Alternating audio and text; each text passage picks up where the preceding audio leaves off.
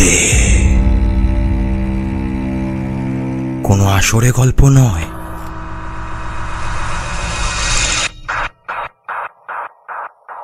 ঘটনা শোনানো হয়।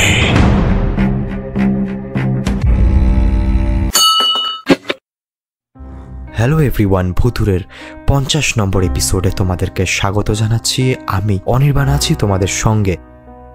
দেখতে দেখতে আমরা আজ 50টা এপিসোড পার করে ফেললাম। প্রথম দিনের এপিসোডের প্রথম ঘটনা আমার আজও মনে আছে, এবং প্রত্যেকটা এপিসোডে তোমাদের যা সাপোর্ট আমি পেয়েছি, প্রত্যেকটা এপিসোডে তোমাদের যেমন ভালোবাসা আমি পেয়েছি, তা আমি কখনো অস্বীকার করতে পারবো না।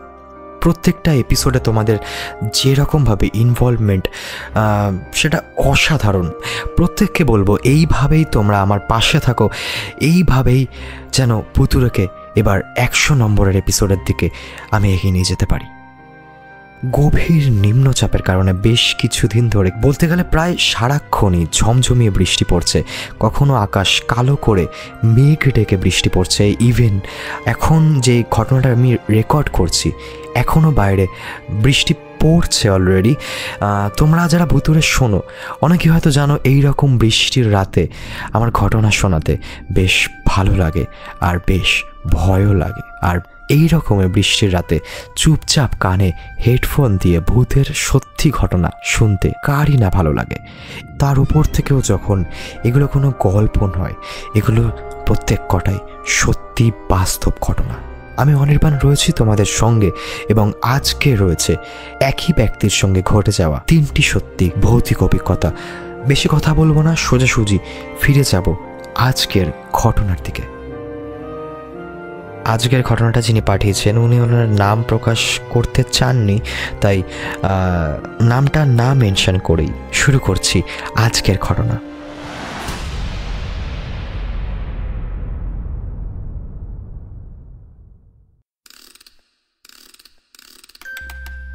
আজ যেই ঘটনাগুলো আমি বলবো, ঘটনাগুলো আমার সাথে ঘটে, যার মধ্যে প্রথম 2টো ঘটনা আমার ছোটবেলার। ঘটনাগুলো বড়ই অদ্ভুত ঘটনা, এবং আজ আমি এত বড় হয়ে গিয়েও ঘটনাগুলোর ব্যাখ্যা আমি আজ পর্যন্ত পাইনি। প্রথম ঘটনাটি যখন ঘটে তখন আমার বয়স মাত্র 7 বছর। যেহেতু আমি তখন অনেকটাই ছোট, তাই সম্পূর্ণ ঘটনা না মনে থাকার কারণে কিছু কিছু জায়গা আমি আমার মায়ের কাছ থেকে জেনে সম্পূর্ণ ঘটনাটা সাধ্যমতো গুছিয়ে লেখার চেষ্টা করলাম। ঘটনার সত্যতা যাচাই করতে হলে কল করে নিও, মায়ের সঙ্গে কথা বলিয়ে দেবো। ওকে, এখানে একটা নাম্বার উনি মেনশন করেছেন। আচ্ছা, এখানে একটা কথা বলে দিই, আমার ব্যক্তিগত দিক থেকে বিশেষ করে যদি ভূতের কোনো ঘটনা হয়, সেই ঘটনাটা সত্য মিথ্যে যাচাই না করেই শুনতে সব থেকে বেশি ভালো লাগে। এইবার যাই ঘটনায়। বাবার কর্মসূত্রে মাঝের মধ্যেই আমাদেরকে এক জায়গা থেকে অন্য জায়গায় শিফট করতে হতো। সেবার বাবার নোয়াখালীতে পোস্টিং হয়। রাজগঞ্জের কাছে একটা বাড়ি ভাড়া নিয়ে আমরা সেই বাড়িতে থাকতে শুরু করি। দোতলা ওই বাড়িটা প্রথম থেকেই একটু গা ছমছমে ছিল। এক প্রকার তাড়াহুড়োর বশে আমরা সপরিবারে সেই বাড়িতে থাকা শুরু করলাম। আমাদের পরিবারে সেই সময় সদস্য সংখ্যা ছিল 4 জন, আমি, দাদা, বাবা, মা। তো যাই হোক, এত বড় বাড়িতে থাকার কারণে আমাদের ওই বাড়িতে সবার জন্য আলাদা আলাদা ঘর ছিল। মানে আমি আর দাদা থাকতাম একটা ঘরে, এবং আমাদের পাশের ঘরেই থাকতো আমার মা বাবা। অপর একটি ঘর খালি থাকতো। ঘটনা সূত্রে জানিয়ে দিই, বাবা প্রতিদিন রাতে ঘুমোতে যাওয়ার আগে উনি একবার আমাদের ঘরে এসে দেখে যেতেন আমরা সবাই ঘুমিয়ে পড়েছি কিনা। এইরকমই একদিন রাতে ডিনার সেরে উনি আমাদের ঘরে আসেন, আর এসে দেখলেন বিছানার ওপর আমার দাদা ঘুমিয়ে থাকলেও আমি নেই। ঘরের এদিক ওদিক খুঁজে দেখলেন সেই ঘরে আমি নেই। উপরের ঘরগুলিতে আমাকে খোঁজাখুঁজি চলছে।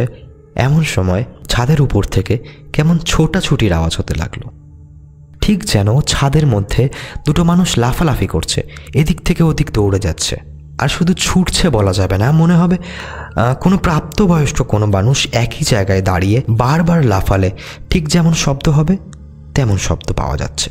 প্রথমে আওয়াজটা কানে গেলেও আমার বাবা সেভাবে আওয়াজটিকে গুরুত্ব না দিয়ে মাকে নিয়ে নিচে আমাকে খুঁজতে গেলেন। এই ঘর, ওই ঘর, বাথরুম, ডাইনিং, কোনো জায়গাতেই আমাকে খুঁজে পাওয়া গেল না। এইবার ওনারা ছাদের দিকে ছুটে গেলেন। এখানে বলে রাখি, ওই বাড়িটার ছাদের দরজাটা ছিল বেশ বড়, ভারী একটা কাঠের দরজা, আর ওই দরজার ওপারেই ছিল একটা গ্রিল। ছাদে যেতে হলে প্রথমে ওই ভারী কাঠের দরজা খুলতে হবে, তারপর লোহার গেট খুলে তবেই ছাদে যাওয়া যাবে। অত রাতে বাবা মা সবাই ছাদে এসে দেখে ছাদের দুটো গেটই খোলা রয়েছে, আর আমি ছাদের একেবারে মাঝখানে বসে আমি কারোর সঙ্গে কথা বলছি এবং খিলখিল করে হাসছি। আমার পরিষ্কার মনে পড়ে সেই মুহূর্তেই আমি দেখলাম মা দৌড়ে এসে আমাকে জড়িয়ে ধরে খুব কান্না করতে শুরু করে দিল, এবং ওই সময় আমি দাদাকে উদ্দেশ্য করে বলেছিলাম, দাদা আমার বন্ধুদের সঙ্গে খেলবি? দেখ ওরা কত ভালো, কত মিষ্টি এনেছে। আমি অনেকবার চেষ্টা করলেও ওই মুহূর্তে আমি কি করছিলাম ছাদে আমি কিন্তু কোনোদিনও মনে করতে পারিনি। যাই হোক, ওই কথা বলা মাত্রই আমি আমার মায়ের কোলে নাকি ঘুমিয়ে পড়েছিলাম। আমাকে এরপর নিচে নিয়ে আসা হয়েছিল, এবং পরের দিন সকালে আমার মনে আছে বাবা বাড়িতে তার এক ইমাম বন্ধুকে নিয়ে এসেছিলেন।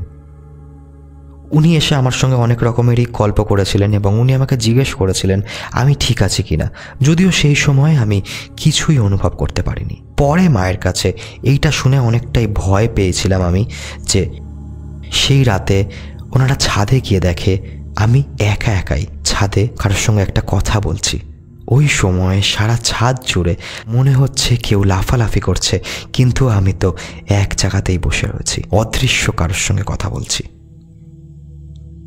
ওকে, মানে ওই সময় তোমার বাবা মা ছাদে গিয়ে দেখছে তুমি ছাদের একদম মাঝখানে বসে রয়েছো, কিন্তু তোমাকে দেখে মনে হচ্ছিল তুমি অন্য কারোর সঙ্গে কথা বলছো। স্ট্রেঞ্জ, এটা তো খুব, জানি না তোমরা যারা ঘটনা শুনলে তোমাদের মধ্যে একটা প্রশ্ন উঠেছে কিনা।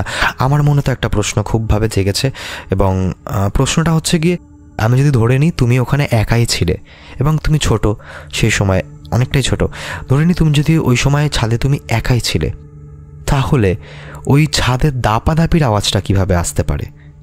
এবং তোমার সেই সময় তোমার বয়স 7 বছর তুমি জানিয়েছো, তো 7 বছর বয়সী কোনো বাচ্চা যদি ছাদের ওপর লাফালাফিও যদি করে, আমি ধরে নিলাম লাফালাফি করছিলে তুমি, বা তুমি খেলা করছিলে একা একা, তুমি দৌড়াদৌড়ি করছিলে, তাহলে দুম দুম করে এত জোরে তো আওয়াজ হওয়ার কোনো কথাই না।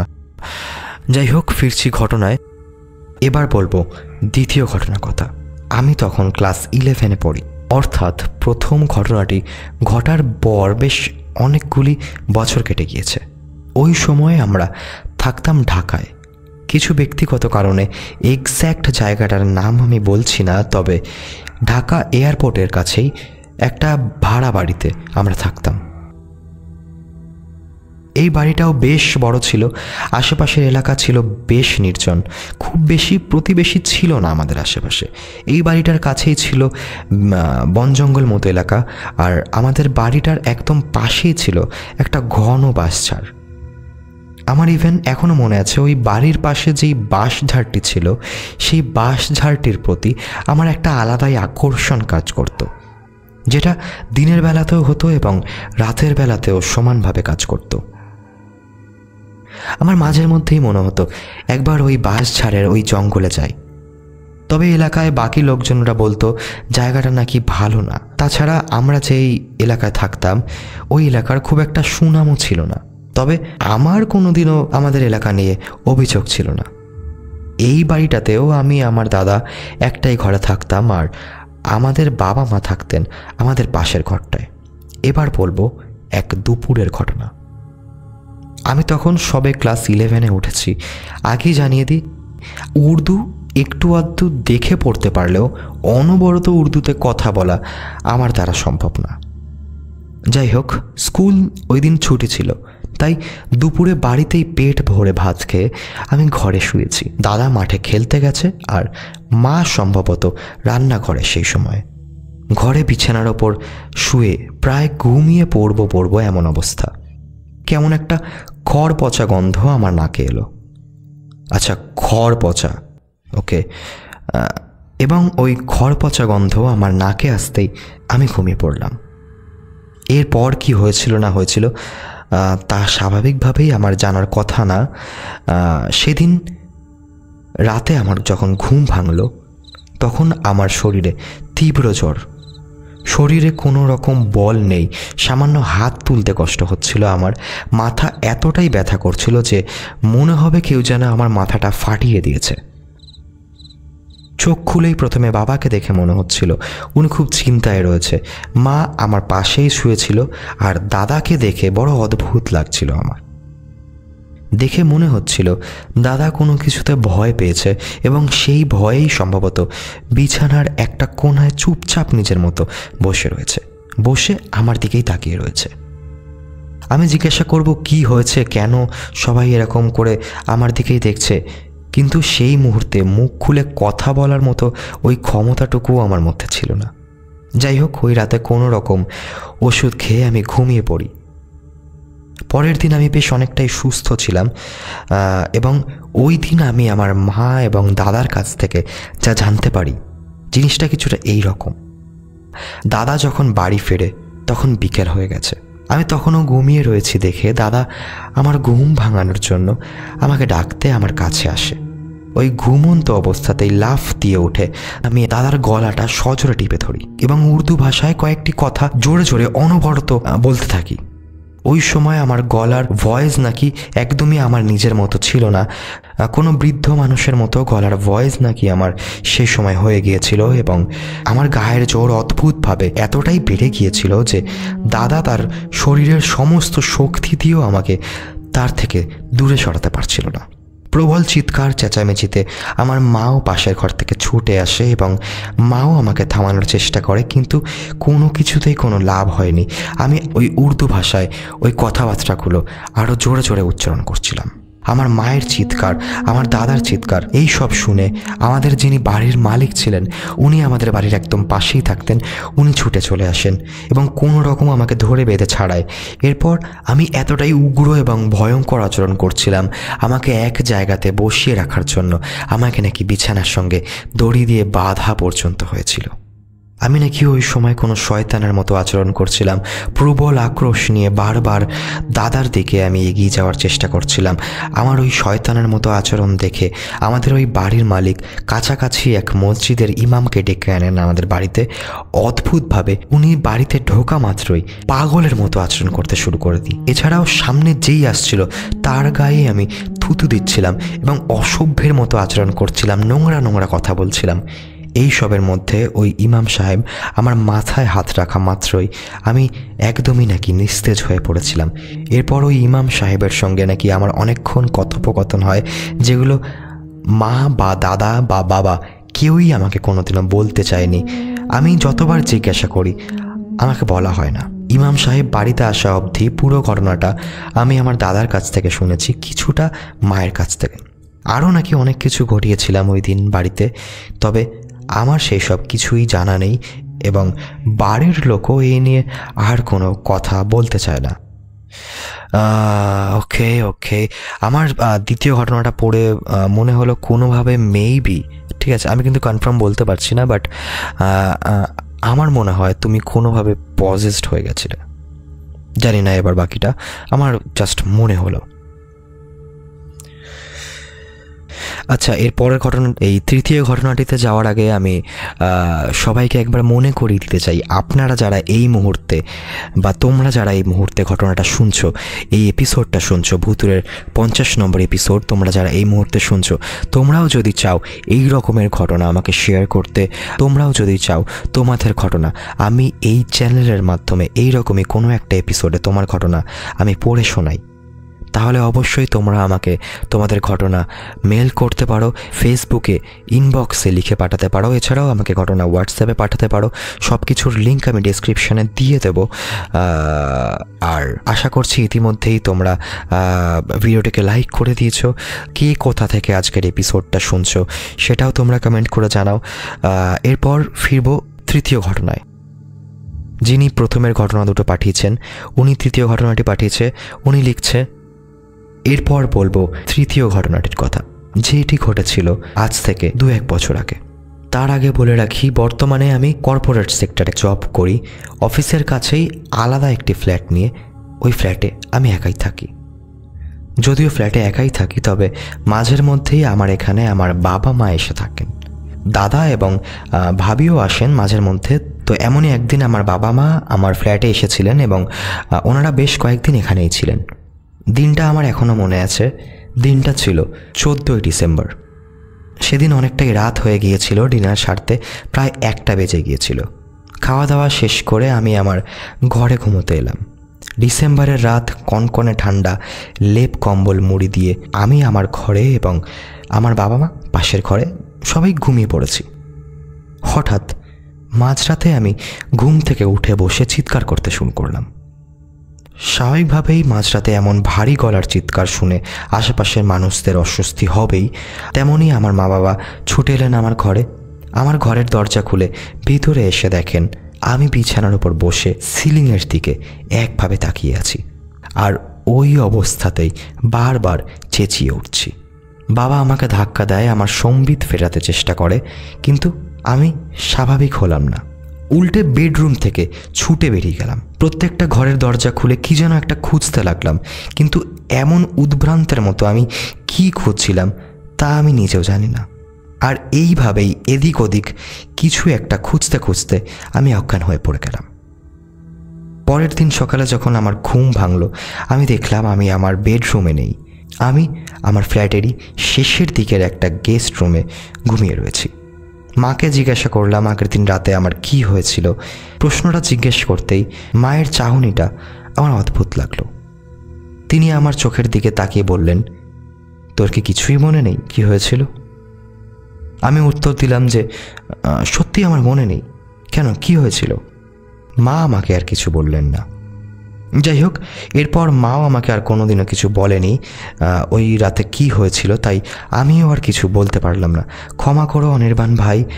আর বর্তমানে আমি এখন স্বাভাবিক জীবনযাপনই করি এবং সামনে থেকে আমাকে দেখলে হয়তো বোঝাও যাবে না যে আমার সঙ্গে এই রকম ঘটনাও ঘটেছে কোনো এক সময়, বা এমন অদ্ভুত অভিজ্ঞতার মধ্যে দিয়ে আমি গেছি। দেখো,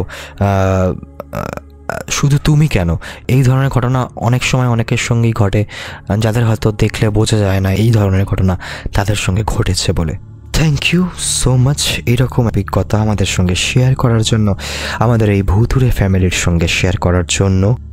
অ্যাকচুয়ালি কী বলতো, এমন কিছু ঘটনা অনেক সময় আমাদের সাথে ঘটে যে ঘটনাগুলোর কারণ আমরা জানতে পারি না, এবং অনেক সময় অনেক কিছুই এই ধরনের ঘটনা আমাদের চোখের সামনেও ঘটে যায়, কিন্তু আমরা সেগুলোকে ইগনোর করে দিই, আমরা সেগুলোকে এড়িয়ে যাই। সেই স্মৃতিগুলোকে মুছে ফেলতে পারলেই আমরা নিশ্চিন্ত হই, এবং ঘটনাগুলো কেনই বা ঘটেছিল তারও কোনো সঠিক ব্যাখ্যা আমাদের কাছে থাকে না। ভুতুড়ে কোনো আসরে গল্প নয়, ঘটনা শোনানো হয়।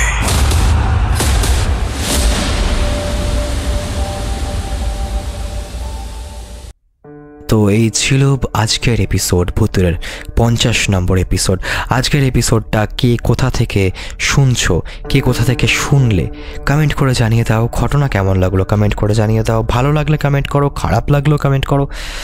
তোমরাও যদি চাও আমাকে ঘটনা পাঠাতে, তাহলে অবশ্যই আমাকে মেল করতে পারো, আমাকে ফেসবুকে ইনবক্সে লিখে পাঠাতে পারো, এছাড়া হোয়াটসঅ্যাপ করতে পারো। সব কিছুর লিঙ্ক অলরেডি বলে দিয়েছি, ডেসক্রিপশনে দেওয়া রয়েছে।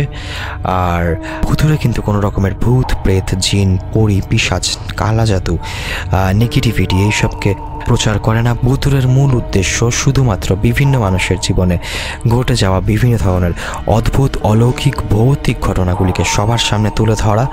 তো আপাতত ভুতুড়ের এপিসোডগুলোকে অ্যাজ আ এন্টারটেনমেন্ট পারপাস হিসেবে নেওয়াই বুদ্ধিমানের কাজ হবে বলে আমার মনে হয়। এছাড়া এই রকমের আরও ঘটনা শুনতে চ্যানেলে যদি তুমি নতুন হয়ে থাকো, তাহলে অবশ্যই চ্যানেলটিকে সাবস্ক্রাইব করে দাও আর নোটিফিকেশানটিকে অলে করে রাখো, যাতে আমি যখনই কোনো ঘটনা আপলোড করি সঙ্গে সঙ্গে তার নোটিফিকেশান সবার আগে তোমার কাছে পৌঁছে যায়। আর আজকের ঘটনা পড়ার ধরনটা হয়তো তোমাদের একটু অন্যরকম লেগেছে, আজকের গলার ভয়েসটা হয়তো তোমাদের একটু অন্যরকম লেগেছে। তার কারণ হচ্ছে গিয়ে লাস্ট 1 সপ্তাহ ধরে আমার শরীরটা একটু খারাপ যাচ্ছে, ঠান্ডা লেগেছে বেশ ভালোই। সো আমি আমার দিক থেকে আমার 100% চেষ্টা করেছি আজকের এপিসোডটাকে বেশ জমজমাট করে তোলার। তো আজ এই অবধি, দেখা হচ্ছে খুব তাড়াতাড়ি নতুন একটা এপিসোডে।